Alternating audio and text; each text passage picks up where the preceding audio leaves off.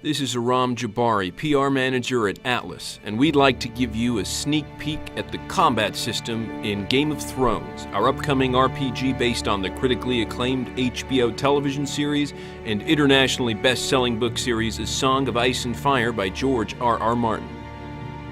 Let's start by taking a look at the core of the game's combat engine, the Active Pause system.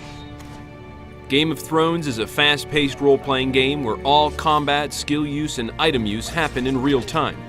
When the pulse-pounding action becomes overwhelming, the player can slow down time to better make strategic decisions like giving allies orders or choosing to use some of their character's skills to help turn the tide of the fight. It's important to note that time can never be stopped outright, as it can in many other games. This serves to preserve the tension and urgency one would expect from fights in the Game of Thrones universe.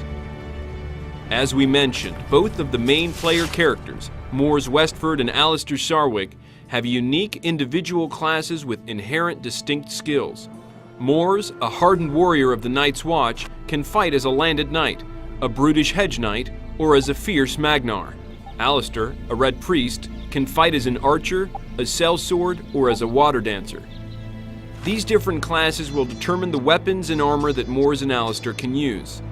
A hedge knight may use cumbersome two-handed weapons and sweeping attacks, while a landed knight will fight best with a sword and shield combination. Both of these characters will also play differently.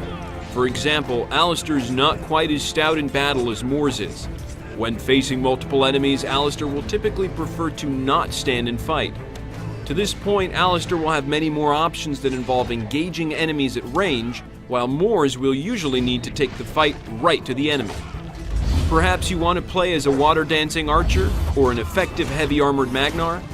The game's multi-class customization options make these character builds possible.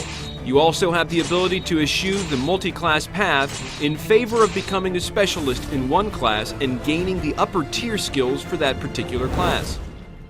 This is just a fraction of the strategic aspects that you'll be able to explore in Game of Thrones. On behalf of everyone here at Atlas, I'd like to thank you for watching, and we hope you're looking forward to playing Game of Thrones when it comes out on May 15th, 2012 for PlayStation 3, Xbox 360, and PC.